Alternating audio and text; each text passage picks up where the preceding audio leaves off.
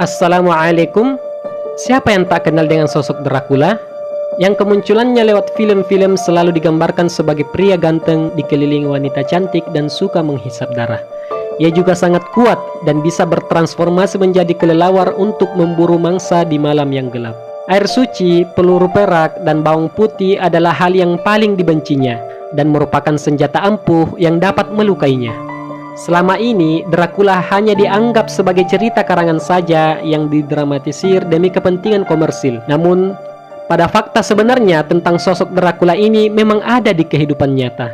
Dracula adalah pangeran Wallachia yang berkuasa pada tahun 1448, lalu pada tahun 1456 hingga 1462, dan pada tahun 1476. Ia memiliki nama lengkap Vlad III Draculea. Kata Draculea berasal dari Draco atau dragon.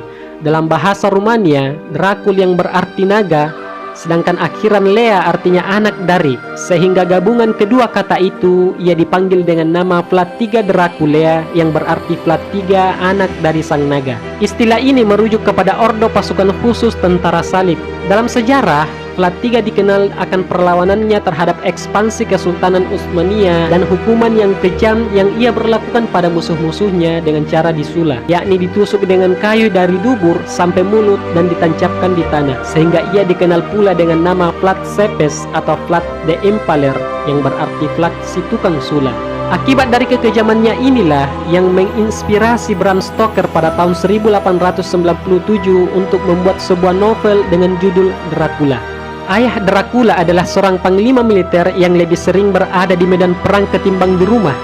Ia diangkat oleh Raja Hungaria Sigismund dan dijadikan anggota dari Orde Naga Draculae, yang kemudian Vlad III mewarisi gelar ayahnya tersebut. Di tempatnya ia tinggal, Vlad III tumbuh dalam lingkungan yang mencekam di Wallachia pada saat itu. Pembantaian sudah menjadi tontonan harian. Seorang raja yang semalam masih berkuasa, di pagi harinya kepalanya sudah diarak keliling kota oleh para pemberontak. Sebuah gambaran bahwa kekacauan di mana-mana akibat rakyat tidak puas dengan kerajaan dan maraknya perebutan tahta di kalangan para bangsawan. 2 tahun setelah kelahiran Dracula, pasukan Kesultanan Utsmania telah berhasil menyeberangi sungai Donau dan siap menyerang daerah kekuasaan Raja Sigismund. Pada saat itu, Vlad II akhirnya dapat merebut tahta di Wallachia. Ia hanya memerintah selama 7 tahun sebelum akhirnya Kesultanan Utsmania datang menyerang. Vlad II sadar ia tidak akan menang, lalu menetralkan diri menghadapi utusan Utsmania.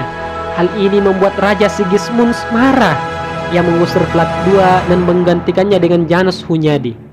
Setahun kemudian, Vlad II kembali ke Wallachia dan merebut tahtanya dengan bantuan Kesultanan Utsmania. Sebagai imbalannya, ia bersedia membayar jizyah kepada Kesultanan Utsmania, dan sebagai bukti kesetiaannya, ia mengirim 2 putranya, Dracula dan Radu, ke Edirne, ibu kota Kesultanan Utsmania pada saat itu, untuk dididik. Saat itu, Dracula masih berusia 13 tahun. Selama di Edirne, Vlad dan adiknya Radu masuk Islam dan menimba ilmu di madrasah untuk belajar ilmu agama, logika, sastra dan bahasa Turki, serta taktik dan strategi perang Janissary, pasukan elit Utsmania pada saat itu. Meskipun mendapatkan pendidikan, Vlad sama sekali tidak senang berada di tangan Utsmania. Dia marah dan sangat cemburu kepada adik kecilnya yang segera mendapatkan julukan Radu Selfrumos atau Radu yang tampan. Karena sifatnya yang kasar kepada para instrukturnya dan wataknya yang keras kepala, maka Vlad III dipenjara dan dihukum cambuk dan dipukul.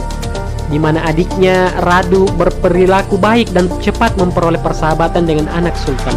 Radu kemudian bersahabat dengan anak Sultan Murad II, yaitu Mehmed II atau yang lebih dikenal dengan Muhammad Al-Fatih, dan diperkenankan masuk ke dalam pergaulan Kesultanan Utsmania dan menyandang gelar Bey. Hal ini diduga kuat menjadi dasar mengapa Vlad begitu bencinya dengan Utsmania, Janissary, adiknya Radu yang memeluk agama Islam, dan Pangeran Utsmania Mehmed II. Vlad juga tidak lagi mempercayai kerajaan Hungaria dan ayahnya sendiri yang menurutnya tega menukarkan dirinya dengan Kesultanan Utsmania yang mengkhianati sumpah pada Ordo Naga. Saat ayahnya Dracula Vlad II dibunuh dan dikudeta pada tahun 1447 oleh Janos Hunyadi dari Hungaria, Kesultanan Utsmani lalu membantu membebaskan Wallachia dari cengkraman Janos Hunyadi. Selepas itu, Sultan Murad II, ayah Muhammad Al-Fatih, lalu meminta Dracula untuk menggantikan ayahnya memimpin di Wallachia. Di luar dugaan, inilah kesempatan yang ditunggu-tunggu oleh Dracula, yang sedari awal pun membenci ayahnya karena mau tunduk kepada Muslim. Berbekal bahasa Arab, Turki, dan pengetahuan militer jenis seri, Dracula menyamar menjadi bagian dari kaum muslimin di setiap benteng-benteng kaum muslim dan menghabisi benteng-benteng Islam di Rumania dari dalam. Setelah beberapa bulan Dracula berkuasa, Hunyadi menyerang kembali Wallachia dan menempatkan sekutunya Vladislav II dari klan Dabesti untuk naik tahta. Vlad Dracul lalu kemudian melarikan diri ke Moldavia dan mendapatkan perlindungan dari pamannya Bogdan II. Pada tahun 1451, Bogdan dibunuh oleh Peter III Aron. Hal ini mengakibatkan Vlad Dracul terpaksa pergi ke kerajaan Hungaria yang telah membunuh ayahnya sendiri. Terkesan dengan pengalaman Vlad Dracul yang pernah berada di Kesultanan Utsmani dan mengetahui banyak taktik dan strategi perang Utsmani, Hunyadi kemudian mempersatukan kekuatannya dengan Vlad dan menjadikan Vlad Dracul sebagai penasihatnya. Pada tahun 1453, Kesultanan Utsmani di bawah kepemimpinan Muhammad Al-Fatih berhasil merebut Konstantinopel setelah pengepungan selama 7 minggu. Hal ini mengakibatkan berakhirnya kekuasaan Romawi Timur. Pada tahun 1456, 3 tahun setelah penaklukan Konstantinopel, Kesultanan Utsmani merebut Hongaria. Hunyadi mulai terkonsentrasi dengan penyerangan di Serbia. Sementara Vlad Dracul dan pengikutnya berangkat ke Wallachia dan membunuh Vladislav II dan merebut tahtanya.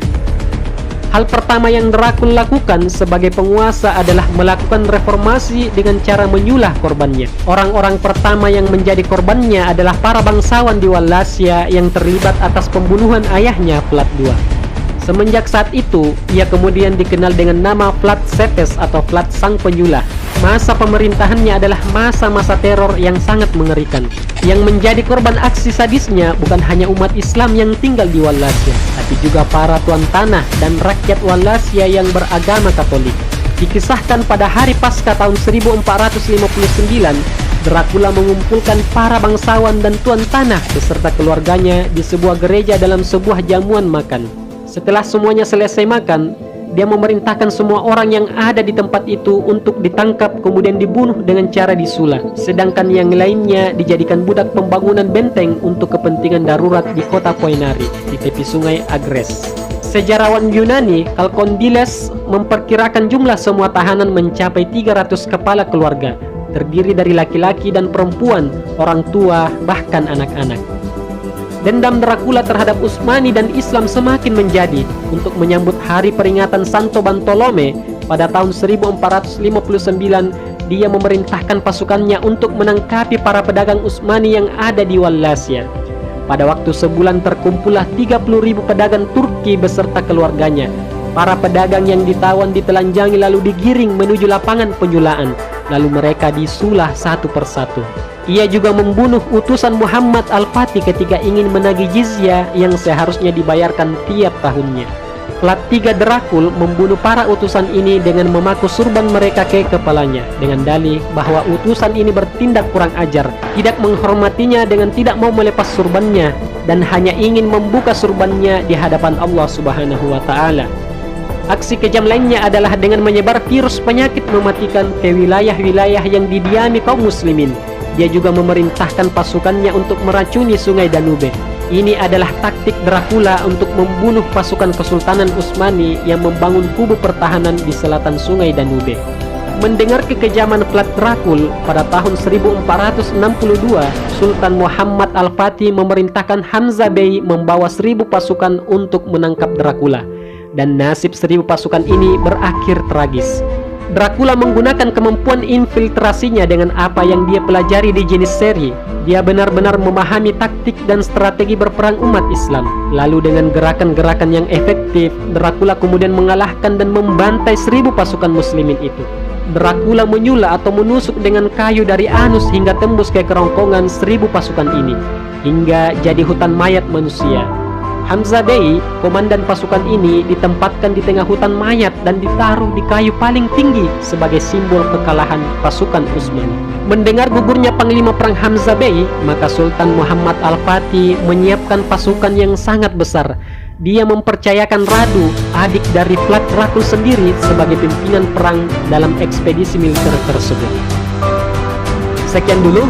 Insya Allah di part selanjutnya kita akan membahas peperangan Vlad III Dracul dengan adiknya Radu yang merupakan pimpinan Janissary yang dikirim oleh Sultan Muhammad Al-Fatih untuk menghabisi Vlad Dracul yang haus akan darah kaum muslimin.